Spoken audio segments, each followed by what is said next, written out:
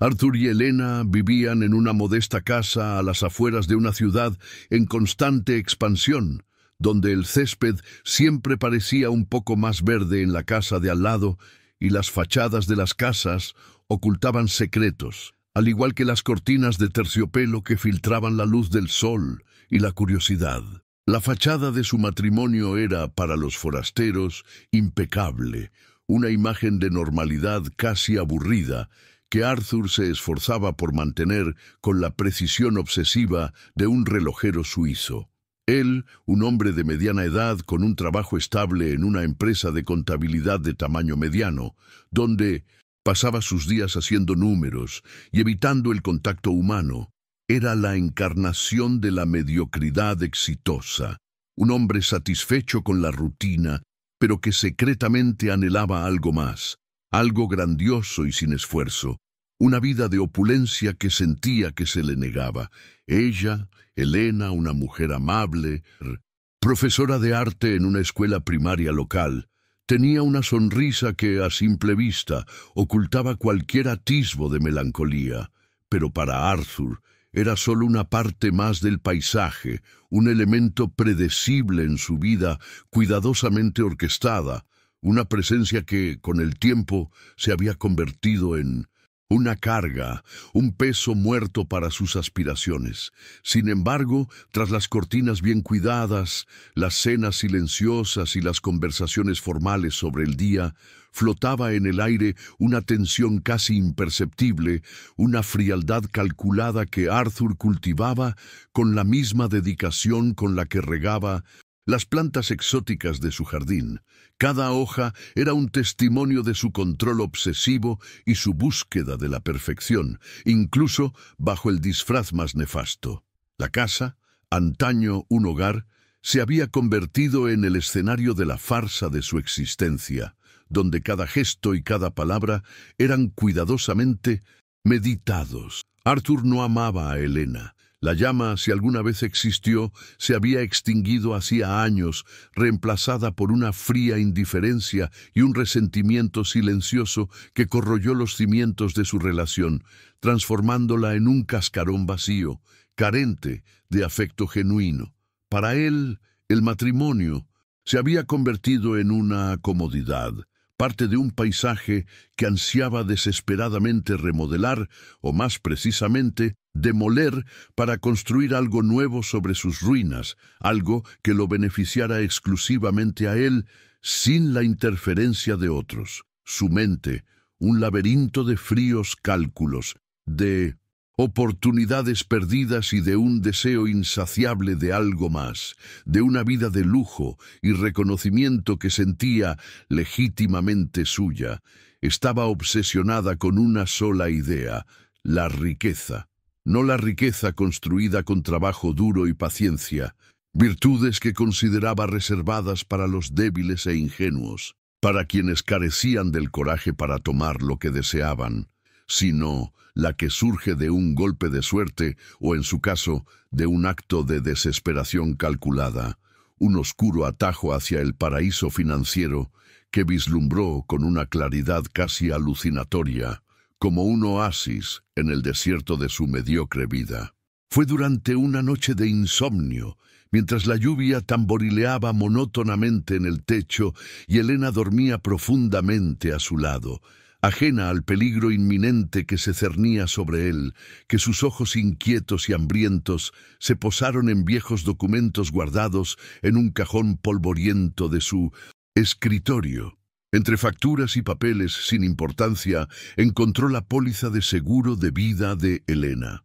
La suma, una cantidad que le parecía no solo absurda, sino casi irreal, una fortuna que nunca imaginó que pudiera estar tan cerca, encendió una chispa peligrosa en su mente, una luz siniestra que iluminó el camino hacia la oscuridad. 400.000 reales, una cantidad que, en su visión distorsionada y egoísta, podría cancelar sus crecientes deudas de juego, silenciar a los acreedores que empezaban a llamar a su puerta con insistencia y amenazas veladas, y lo más importante, abrirle las puertas a una vida de lujo y libertad que creía, con una convicción casi religiosa, merecer.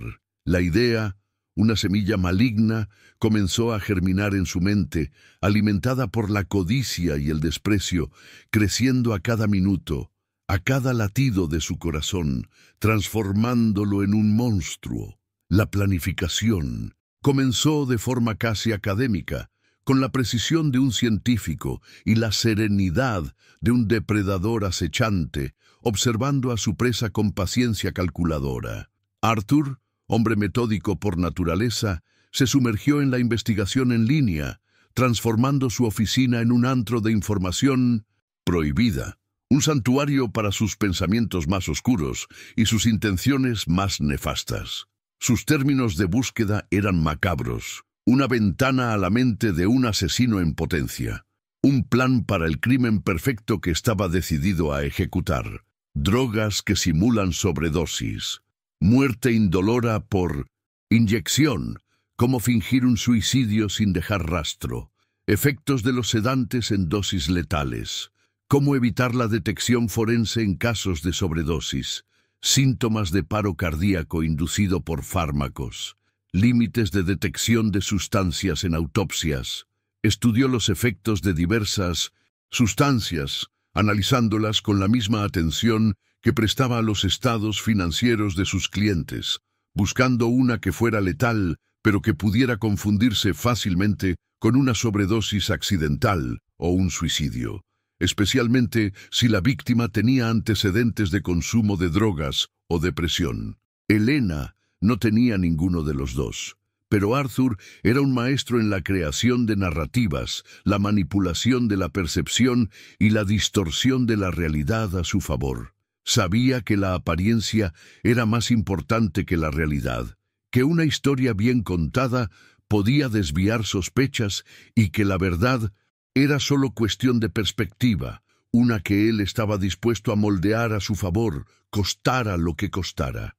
Tras semanas de investigación meticulosa, noches de insomnio frente a la pantalla del ordenador y una creciente excitación morbosa que lo consumía, encontró lo que buscaba: Propofol, un potente sedante veterinario fácil de conseguir en el mercado negro online. En dosis altas, causaba paro respiratorio y cardíaco, con síntomas que podían confundirse con una sobredosis de opioides u otras drogas recreativas. La compra se realizó con una tarjeta prepago, cuidadosamente adquirida en un supermercado de un pueblo vecino lejano para evitar cualquier rastro, y se entregó en una dirección alternativa, un apartado de correos alquilado a nombre de una empresa ficticia que había creado para ocultar cualquier rastro y asegurar su anonimato. La jeringa, fina y discreta, de pequeño calibre, se compró en una farmacia de otro pueblo con el pretexto de ser para su viejo perro enfermo. Una mentira que pronunció con una facilidad aterradora, sin un atisbo de remordimiento ni vacilación. Cada paso estaba calculado, cada detalle ensayado una y otra vez en su mente, como un macabro guión teatral, donde se veía a sí mismo como el director y el actor principal de su propia tragedia, con Elena interpretando el papel de la víctima inconsciente, un mero peón en su mortal partida de ajedrez. Incluso estudió anatomía humana para elegir el lugar de inyección más discreto y efectivo, asegurándose de que la marca fuera mínima y fácil de confundir con una picadura de insecto o una lesión menor, un detalle que consideraba crucial para el éxito de su plan, la guinda del pastel de su engaño. Arthur empezó a sembrar la duda, pequeñas insinuaciones que, esperaba, florecerían en una narrativa convincente de desesperación y fragilidad. Conversaciones sutiles con amigos y familiares sobre el estado de ánimo de Elena, cómo parecía un poco decaída últimamente, distraída o más tranquila, a pesar de que Elena estaba más entusiasmada que nunca con un nuevo proyecto de arte en La escuela que involucraba a la comunidad local, la creación de un mural gigante y los planes de renovación de su casa, que había comentado con entusiasmo con sus amigos, mostraban un vigor y una alegría de vivir que contradecían por completo la imagen que Arthur intentaba construir. Incluso dejó un libro olvidado sobre depresión y ansiedad en su mesita de noche, lo cubrió con una manta y subrayó pasajes sobre la desesperanza y el sinsentido de la vida, con la esperanza de que alguien lo notara y sobre todo lo asociara con Elena, consolidando así la idea de que se encontraba en un estado mental frágil. Pequeñas manipulaciones, casi imperceptibles, que esperaba consolidarían la narrativa del suicidio en la mente de cualquiera que investigara, desviando la atención de su propia culpa y dirigiéndola hacia la supuesta fragilidad mental de Elena. Era un artista del engaño y el mundo era su escenario, donde la verdad era solo una ilusión bien construida, una obra maestra de mentiras, y él, el cerebro detrás de ella. Llegó la fatídica noche, cargada de una lluvia incesante que inundaba las calles y parecía purificar el aire, ajena a la oscuridad que descendería sobre la casa de los Arthur. Era un martes lluvioso, de esas noches que invitan al retiro, al calor del hogar, un marcado contraste con lo que estaba a punto de suceder. Arthur preparó la cena favorita de Elena, un risotto de champiñones que adoraba, un gesto de cariño que agradeció con una sonrisa genuina ajena a la traición que se escondía tras la amabilidad. Mientras ella estaba distraída, saboreando la comida y recordando su día en la escuela, él añadió una pequeña dosis de un sedante suave a su vino, una benzodiazepina que había obtenido con una vieja receta, alegando insomnio crónico. No lo suficiente para dejarla inconsciente de inmediato, pero sí lo suficiente para dejarla somnolienta, con los reflejos lentos y la mente nublada, incapaz de resistir o percibir lo que sucedía, convirtiéndola en una presa fácil, un blanco indefenso. Vieron una película antigua en la televisión, un drama romántico, que Elena disfrutaba y ella, como Arthur había predicho, se quedó dormida en el sofá, con la cabeza apoyada en su hombro, un último gesto de intimidad que él soportó con disimulada repugnancia, contando los segundos hasta que se rindiera por completo al sueño. La llevó a la cama con una ternura, forzada que ella, en su estado de aturdimiento, no percibió o no tuvo tiempo de percibir, su mente ya sumida en un sueño profundo y artificial, inducido por la traición de su propio marido, el hombre que se suponía debía protegerla. Con Elena profundamente dormida, con la respiración suave y regular, Arthur actuó. Sus movimientos eran precisos, casi quirúrgicos, sin vacilación ni remordimiento.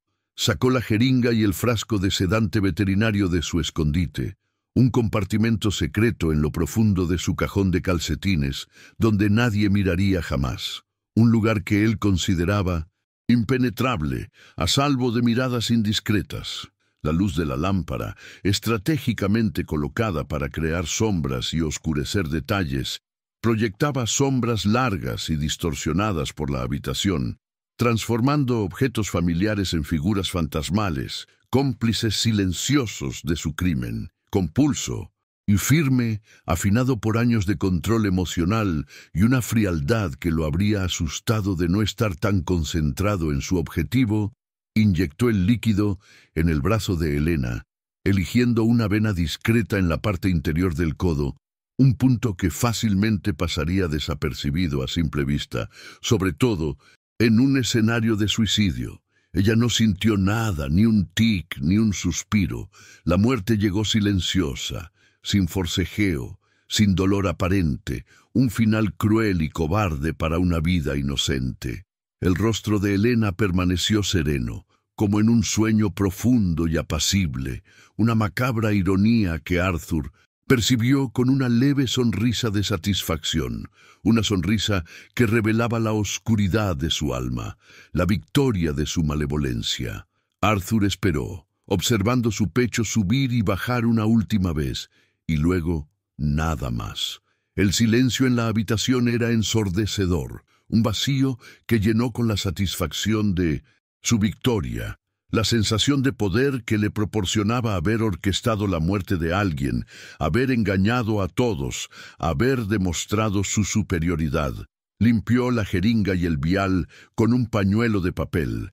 Luego los colocó con cuidado en la mano flácida de Elena, colocándolos de forma que sugiriera que los había usado ella misma, un toque final a su macabra actuación. Esparció unas pastillas de un analgésico común que ella tomaba ocasionalmente en la mesita de noche, para reforzar la idea de una sobredosis accidental o suicida, e incluso dejó una nota en blanco y un bolígrafo cerca para dar la impresión de que había intentado escribir una nota de suicidio, pero le faltaba tiempo o fuerza. Incluso revolvió un poco las sábanas, para dar la impresión de agitación, de una lucha interna antes del final, de un momento final de desesperación. Cada detalle, una pincelada en su obra maestra del engaño, un toque final a su macabra actuación. Salió de la habitación, cerró la puerta con un suave clic y se dirigió a la habitación de invitados, donde fingió dormir esperando que el amanecer escenificara su descubrimiento. El crimen perfecto se había consumado, o eso creía, en su arrogancia, cegada por la codicia y la creencia en su propia superioridad. La noche oscura guardaba su secreto, pero el amanecer traería consigo los primeros rayos de una verdad implacable, que él, en su megalomanía, no podía prever, una verdad que lo consumiría por completo, revelando a todos el monstruo que realmente era. El sol de la mañana, un intruso dorado e indiferente, se coló por las rendijas de las cortinas mientras Arthur escenificaba su descubrimiento. Su grito, una convincente mezcla de horror y desesperación, resonó por toda la casa, un sonido que había ensayado mentalmente innumerables veces, perfeccionando cada matiz para que sonara auténtico, atrayendo la atención de los vecinos curiosos y pronto de las autoridades. La llegada de la ambulancia y poco después la del coche patrulla transformaron la tranquila calle en un escenario trágico, con luces intermitentes y sirenas que rompían el silencio matutino, atrayendo miradas curiosas y susurros de preocupación. Arthur, con los ojos llenos de lágrimas forzadas y la voz entrecortada por una emoción que no sentía, pero que imitaba a la perfección, repitió la misma historia a los paramédicos y policías. Elena, siempre tan frágil, atormentada por una melancolía que él había sembrado cuidadosamente en la mente de todos, se había quitado la vida. La jeringa y las pastillas esparcidas sobre la mesita de noche, dispuestas con una precisión casi artística, parecían corroborar su historia, un escenario meticulosamente orquestado y diseñado para engañar. Inicialmente, la policía se inclinó por el suicidio, un resultado lamentablemente común en casos de depresión, una enfermedad que Arthur se aseguró de mencionar sutilmente, como un lamento doloroso, no como una acusación directa, sino como una verdad indiscutible, casi un epitafio para la mujer que había asesinado, una forma de justificar su acto atroz, un testimonio de su propia inocencia inventada. Sin embargo, la escena del crimen contaba con un observador más atento, un hombre que veía más allá de las apariencias y las narrativas convenientes, un buscador de la verdad en un mundo de mentiras, el detective Moraes, un hombre de mediana edad con cabello canoso que delataba años de experiencia en las calles y en los pasillos de la justicia, y ojos que habían visto demasiada oscuridad humana. Moraes poseía una intuición aguda, afinada en innumerables casos de engaño y traición. Algo en la escena lo perturbó profundamente, una disonancia que no podía ignorar, un pequeño detalle que no encajaba con la perfección de la puesta en escena. La disposición casi teatral de la jeringa, las pastillas demasiado ordenadas para una sobredosis caótica, la ausencia de cualquier signo de lucha o desesperación genuina, como si la muerte se hubiera aceptado pasivamente, sin resistencia, sin un último grito. Y sobre todo, la calma de Arthur. Tras la máscara del duelo, Moraes percibió una frialdad calculada, la ausencia de desesperación genuina, una actuación demasiado impecable para ser real, casi ensayada, como si Arthur estuviera interpretando un papel en una obra macabra. Ordenó una autopsia completa y un informe toxicológico detallado, contradiciendo la opinión inicial de su joven compañero, el detective Silva, quien, en su inexperiencia, lo vio como un triste suicidio más, una tragedia personal sin mayores implicaciones, un punto final en una vida ya marcada por la tristeza. Moraes, sin embargo, olía a podrido, algo que trascendía la superficie, algo que clamaba justicia. Arthur, ajeno a las crecientes sospechas de Moraes, o quizás, ignorándolas con su ciega e inquebrantable arrogancia, se sumergió en el papel del viudo desconsolado con una dedicación digna de un actor galardonado. Organizó el funeral con una eficiencia casi inquietante, atendiendo cada detalle con una precisión que rozaba la obsesión, desde la elección de las flores más caras hasta la lista de invitados, asegurándose de mantener intacta la imagen de un esposo devoto. Recibió las condolencias con una expresión de dolor contenido y digno, estrechando manos y aceptando abrazos con una frialdad interior que nadie percibía, un abismo de indiferencia oculto, bajo un velo de tristeza. Amigos y familiares, conmovidos por su aparente fortaleza y resiliencia, elogiaron su capacidad de mantenerse firme ante la tragedia, sin saber que estaban elogiando la actuación de un asesino, la maestría de un manipulador. Él, a su vez, aprovechó cada oportunidad para reforzar la narrativa de una frágil Helena, atormentada por demonios internos, un alma demasiado sensible para este mundo cruel, una artista incomprendida que finalmente sucumbió a su propia melancolía, una versión distorsionada de la verdad que él mismo había construido con tanto esmero. Sin embargo, en su interior, Arthur estaba extasiado. La libertad estaba a su alcance, y con ella la promesa de una vida sin deudas, sin Helena, sin las ataduras de una existencia mediocre que tanto detestaba. Contaba las horas, los minutos, los segundos, hasta el momento en que pudiera activar el seguro de vida, el premio a su audacia y crueldad, el billete dorado a su nueva vida de lujo y ostentación, una vida que creía legítimamente suya, una recompensa por su inteligencia superior. Tan solo 2 días después de la muerte de Helena, con su cuerpo apenas enterrado y la tierra aún fresca, sobre su tumba Arthur hizo la llamada, con una voz que intentaba sonar melancólica, pero que rebosaba una urgencia apenas disimulada. Informó a la compañía de seguros del fallecimiento de su esposa y su intención de iniciar el proceso de cobro de la póliza. La inusual prisa, la ausencia de un aparente período de duelo, llamó de inmediato la atención de un empleado de la aseguradora, un veterano que lo había visto todo y poseía un agudo olfato para el fraude, un sexto sentido para la deshonestidad. 400.000 reales era una suma considerable, y el protocolo para pagos tan cuantiosos requería un escrutinio más riguroso, especialmente en casos de muerte reciente y repentina. La información, como un hilo invisible y traicionero, llegó al escritorio del detective Moraes. La sospecha inicial de Moraes, antes un rescoldo apagado, se avivó, confirmando sus peores presentimientos y asegurándole que algo andaba muy mal en esta historia, algo que debía descubrirse antes de que el asesino se saliera con la suya, antes de que se pervirtiera la justicia. 2 días, Silva, 2 días, murmuró Moraes, sacudiendo la cabeza con incredulidad mientras leía el memorando. de la aseguradora, con los labios formando una fina línea de desaprobación, signo de su creciente indignación. Ni siquiera esperó al período de duelo para presentar una reclamación. Esto no huele bien. De hecho, huele a podrido, a crimen premeditado, a pura y simple codicia.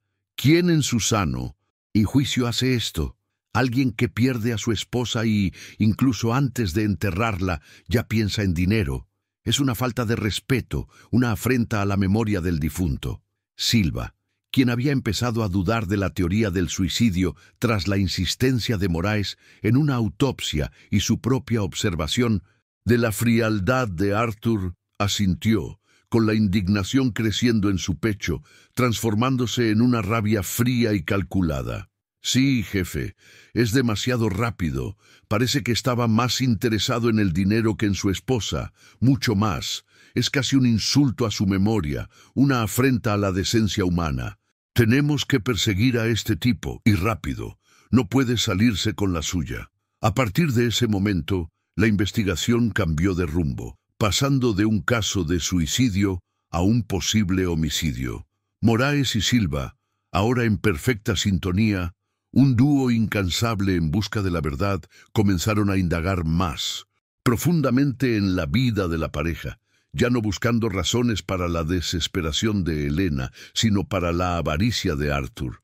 Entrevistaron a los amigos, familiares y compañeros de trabajo de Elena, y la imagen que surgió fue la de una mujer vibrante, llena de planes y con un futuro prometedor. Su compañera de trabajo y mejor amiga, Ana, reveló que Elena estaba entusiasmada con un nuevo proyecto de arte en la escuela que involucraba a la comunidad local y la creación de un mural gigante, y que había planeado un viaje romántico con Arthur para fin de año, un regalo sorpresa de cumpleaños para él, algo que había mantenido en secreto durante meses con la esperanza de reavivar la pasión en su matrimonio.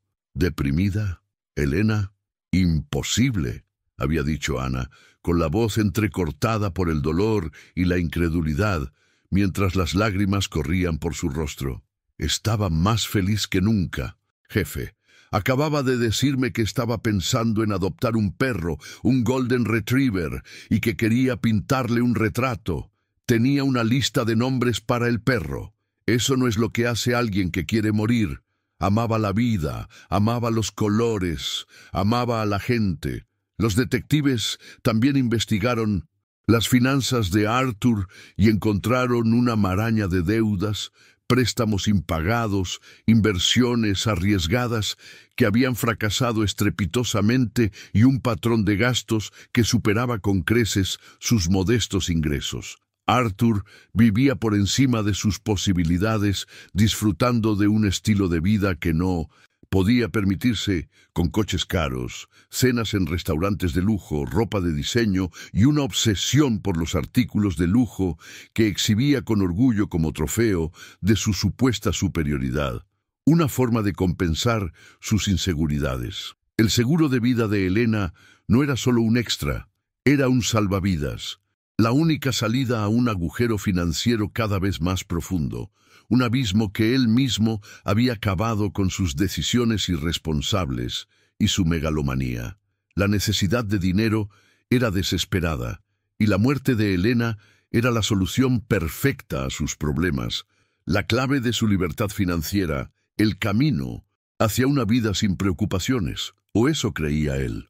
La red comenzó a estrecharse implacablemente. El equipo forense, en colaboración con los detectives, registró de nuevo la casa de Arthur y Elena, esta vez con mayor minuciosidad, buscando cualquier inconsistencia, cualquier detalle que pudiera haberse pasado por alto en el análisis inicial, cualquier atisbo de verdad que pudiera desenmascarar al asesino. El ordenador de Arthur fue confiscado y sometido a un análisis forense detallado, que reveló un inquietante historial de búsqueda, una ventana a la mente retorcida del asesino. Comprar.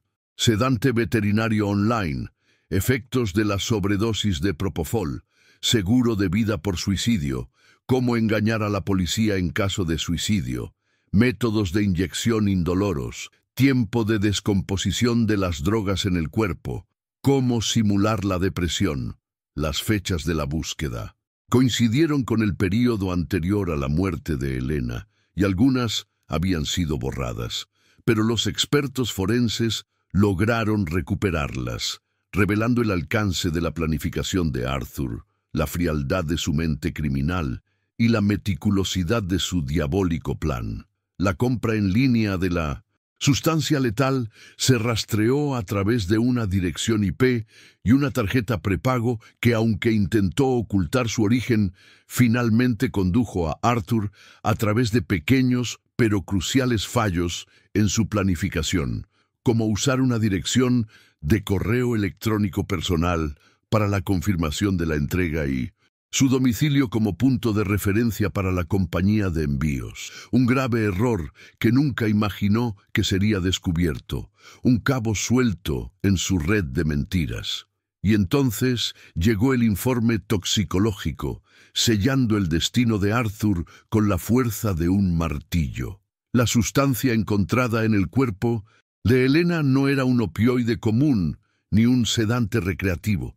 Se trataba de propofol, un potente anestésico de uso restringido a hospitales, y su presencia en una dosis letal en una persona sin antecedentes médicos de consumo de la sustancia constituía una prueba irrefutable de que Elena no se había quitado la vida, había sido asesinada. La jeringa, antes considerada un instrumento suicida, era ahora el arma homicida, un objeto frío y letal que contaba una historia de traición y crueldad, de una vida aniquilada por la codicia. El detective Moraes sintió un escalofrío, una mezcla de satisfacción profesional por haber resuelto el caso y una profunda repulsión humana ante la depravación de Arthur. Arthur había subestimado la perspicacia de la policía, la tenacidad de la justicia y la codicia, como siempre, había sido su perdición. El crimen perfecto estaba resuelto y el asesino estaba a punto de enfrentarse a la implacable verdad de sus actos. La red de mentiras que había tejido estaba a punto de desmoronarse, revelando la monstruosidad tras la fachada de normalidad y la sonrisa forzada, exponiendo la oscuridad que habitaba su corazón, un abismo de maldad que había cultivado en secreto. El aire en la sala de interrogatorios era denso, impregnado de la tensión que emanaba de Arthur, un aura de desesperación y negación que intentaba, en vano, disimular. Las luces fluorescentes del techo zumbaban monótonamente, amplificando el silencio opresivo y el frenético latido de su propio corazón, un ritmo irregular que parecía resonar en sus oídos. Estaba sentado a la fría mesa de metal, con las manos entrelazadas en un gesto de falsa calma, los nudillos blancos de fuerza, la expresión de un hombre agraviado que se sentía víctima de una conspiración, un mártir de su propia codicia, un peón en un juego que creía dominar, pero que ahora se volvía en su contra. Del otro lado, Moraes y Silva lo observaban, cada uno con su propia estrategia, una sutil danza entre la calma calculada y la indignación latente. Moraes, el mayor y más experimentado, con una paciencia que rozaba la frialdad. Sabía que la verdad se revelaría en el momento oportuno, como un río que inevitablemente encuentra su camino hacia el mar, arrasándolo todo a su paso. Silva, más joven y con la sangre hirviendo, delataba una indignación contenida, un ardiente deseo de justicia que lo impulsaba. La imagen de Elena, vibrante y llena de vida, contrastaba marcadamente con la patética figura de Arthur ante él. La fachada de Arthur, construida con tanto cuidado y meticulosidad, comenzó a desmoronarse bajo el peso aplastante de las pruebas que los detectives apilaban pacientemente sobre la mesa. Cada documento, cada foto, cada informe, un clavo en el ataúd de su libertad, otro ladrillo en el muro que lo separaría del mundo para siempre, un monumento a su propia ruina. Señor Arthur, sabemos que la muerte de su esposa Elena no fue un suicidio. comenzó Moraes, con voz baja y firme, sin margen de discusión, un tono que atravesó la armadura de Arthur como una flecha certera, dando en el corazón de su negación. Tenemos el informe toxicológico. Propofol, un fármaco que no se encuentra en cualquier esquina y mucho menos en manos de alguien sin antecedentes de uso médico. No es una droga callejera, señor Arthur.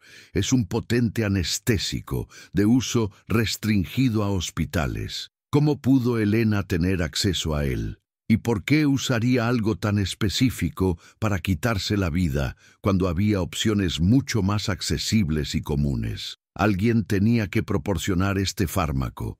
Arthur, alguien con conocimiento y acceso, alguien que planificara cada detalle. Moraes hizo una pausa, dejando que sus palabras resonaran en la mente de Arthur, que las asimilara, que sintiera el peso de la acusación. Alguien como usted, Arthur. Arthur intentó mantener la compostura, su mente, buscando a toda prisa una salida, una excusa plausible, una nueva mentira para encubrir las viejas. Yo no sé de qué están hablando. Elena estaba deprimida. Ella debió de contraerla de alguna manera. No tengo nada que ver. Su voz, antes controlada y firme, ahora temblaba levemente. Señal de que la presión comenzaba a surtir efecto, de que las grietas en su armadura se hacían visibles, exponiendo su vulnerabilidad. Intentó apartar la mirada, pero la mirada penetrante de Moraes lo cautivó, como un animal acorralado por un faro brillante, sin ningún lugar a donde huir, sin un punto ciego donde esconderse, sintiendo un sudor frío correr por su nuca. Silva intervino, con un tono más incisivo, casi acusador, la ira contenida en su voz desbordándose, la indignación palpable. ¿Deprimido, señor Arthur? Curiosamente, todos los amigos y colegas de Elena que entrevistamos dijeron lo contrario. Estaba feliz, llena de planes. Habló de un viaje que haría con usted, un regalo de cumpleaños que había planeado con tanto esmero, ahorrando hasta el último centavo de su salario como maestra. Acababa de comenzar un nuevo proyecto en la escuela, involucrando a la comunidad local y la creación de un mural gigante. Estaba entusiasmada con la posibilidad de adoptar un perro, un Golden Retriever, y quería pintar su retrato. Tenía una lista de nombres para el perro, Arthur. Eso no suena a alguien que planea quitarse la vida, ¿verdad? Al contrario, suena a alguien que tenía mucho por lo que vivir, mucho que ofrecer al mundo, alguien que tenía esperanzas, sueños y un futuro brillante por delante.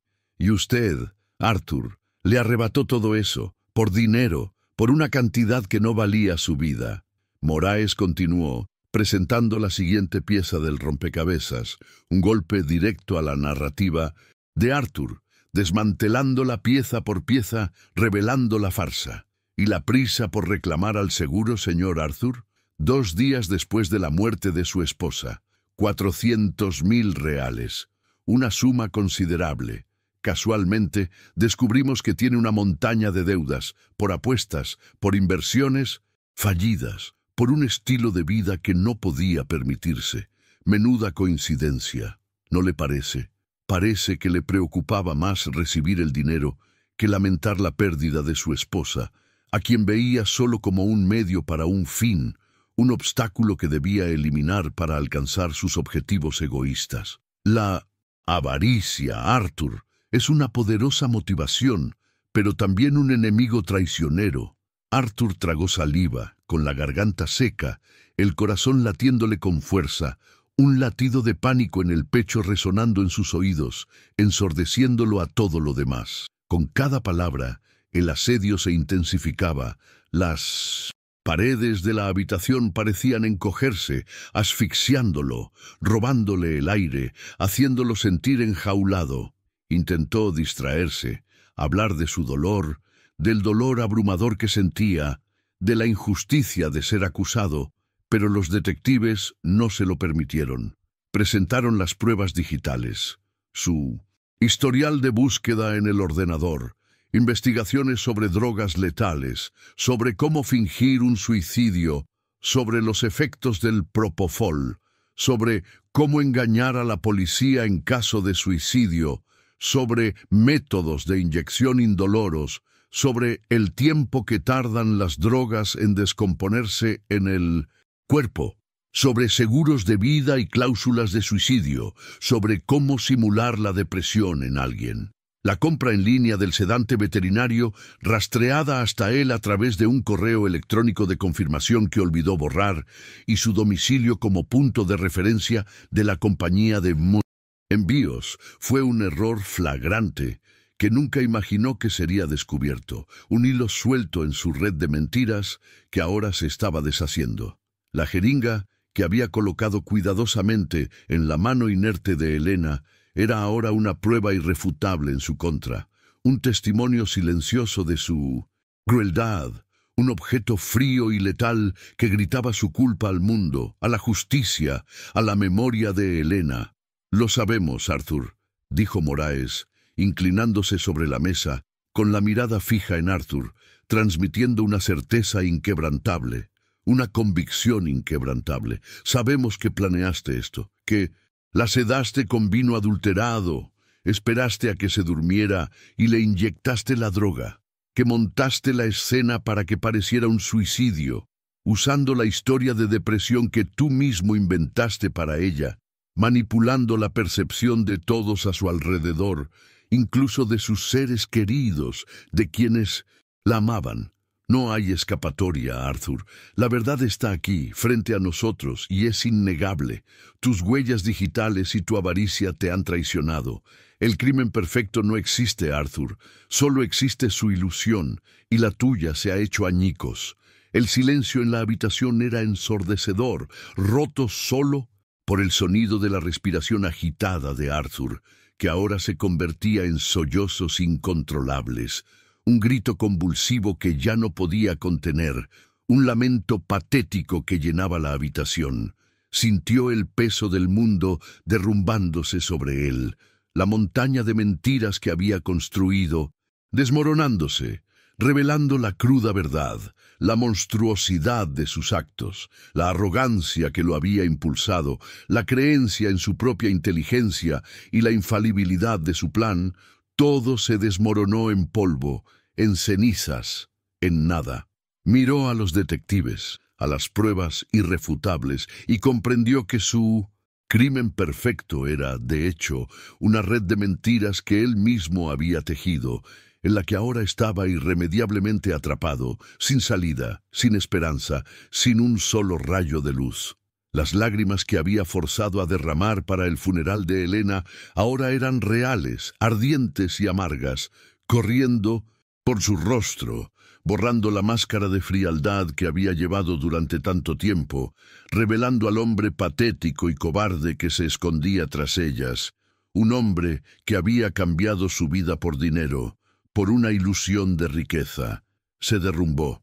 La confesión llegó en un torrente ininterrumpido, un torrente de detalles sórdidos, de arrepentimiento tardío y desesperación.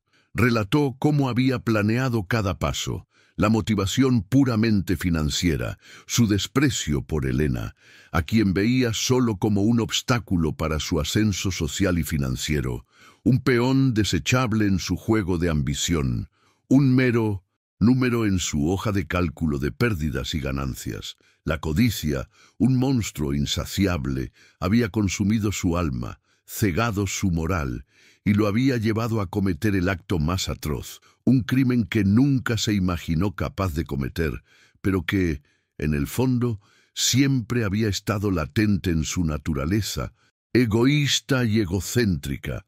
Describió la noche del asesinato con una frialdad inquietante, los detalles de la inyección, la posición de la jeringa, la escenificación del suicidio, cada paso meticulosamente planeado para desviar la culpa.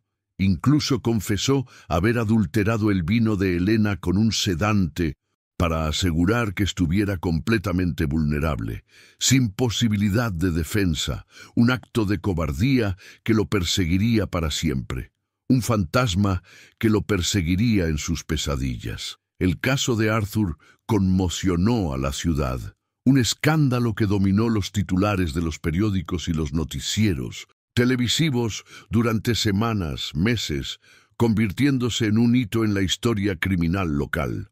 La historia de un esposo que asesinó a su esposa por dinero, disfrazando el crimen de suicidio, conmocionó a la opinión pública y desató acalorados debates sobre la naturaleza humana y la avaricia, la fragilidad de la confianza y la oscuridad que puede habitar el corazón humano. Los medios cubrieron cada detalle, desde el descubrimiento del cuerpo hasta la impactante confesión, revelando la cara oculta de un crimen que parecía salido de una novela policíaca más oscura, un thriller psicológico, una tragedia griega, la imagen del esposo afligido que había engañado a todos con su impecable actuación, se hizo añicos, revelando a un asesino frío y calculador, motivado por la codicia más pura y vil, un monstruo que se escondía bajo la piel de un hombre común, un vecino, un compañero de trabajo, un amigo. El proceso legal fue rápido e implacable, y la Fiscalía presentó un caso sólido e irrefutable, construido sobre las ruinas de las mentiras de Arthur, sobre la verdad que él intentó ocultar. La confesión grabada y documentada de Arthur, junto con las pruebas físicas, el detallado informe toxicológico, el historial de búsqueda recuperado, el rastro de la compra de la droga, el testimonio de los amigos de Elena que negaron la historia del suicidio, la evidencia financiera de sus deudas y su prisa por presentar una reclamación al seguro hicieron que el caso fuera irrebatible para la Fiscalía. No había lugar a dudas, ni siquiera para la defensa. La justicia, por tardía que fuera, se haría, y la sociedad exigía una respuesta, el cierre de esta macabra historia, un castigo ejemplar. La familia de Elena, devastada por la pérdida y la traición, encontró un pequeño consuelo en la certeza de que el asesino de su hija sería castigado, que la memoria de Elena sería honrada y que la verdad prevalecería, aunque el dolor de la pérdida nunca pudiera borrarse. Arthur fue declarado culpable de asesinato en primer grado, con los agravantes de premeditación, motivo fútil y encubrimiento. La sentencia se dictó en una sala abarrotada, bajo la atenta mirada de la prensa y la familia de Elena, quienes finalmente vieron un atisbo de paz, cadena perpetua, sin posibilidad de libertad condicional. Fue llevado a una celda fría y solitaria, donde el silencio era su único compañero, un espejo de su propia alma vacía y desolada. Allí, entre las 4 paredes de hormigón, bajo la tenue luz de una lámpara, tuvo todo el tiempo del mundo para reflexionar sobre su obra maestra, sobre el crimen que creía perfecto, sobre la vida que había destruido, incluida la suya. El absurdo valor del seguro que tanto anhelaba y por el que había sacrificado la vida de su esposa, nunca sería suyo. La libertad con la que soñaba, una vida de lujo y ostentación, se había convertido en una prisión sin fin, una condena eterna, un infierno privado que había creado con sus decisiones, su avaricia, su maldad. Al cerrar el caso, el detective Moraes sintió una mezcla de satisfacción profesional por haber cumplido con su deber y una profunda melancolía por la tragedia humana que había presenciado.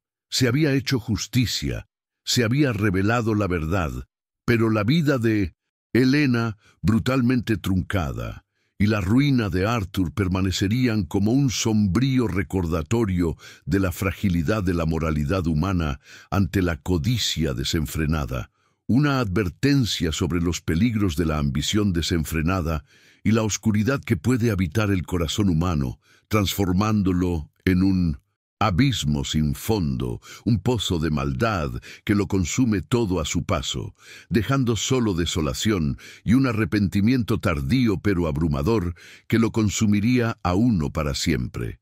La historia de Arthur se convertiría en una oscura advertencia, susurrada en los pasillos de la comisaría y en las mesas de los bares, sobre la fragilidad del alma humana ante la tentación y el incalculable precio de la codicia desenfrenada.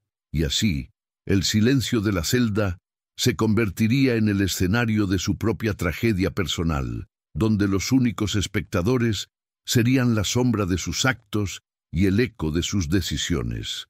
Fatales, una obra que se repetía una y otra vez en la oscuridad de su mente. Cada día, cada noche, Arthur se enfrentaría al fantasma de Helena, al frío resplandor de la jeringa y al sonido ensordecedor de su propia codicia, que lo había conducido a este abismo sin retorno. La justicia, implacable y lenta, finalmente había cumplido su objetivo, y Arthur, el arquitecto de su propio infierno, viviría para siempre en las profundidades de su propia creación, un monumento viviente a la futilidad del crimen perfecto.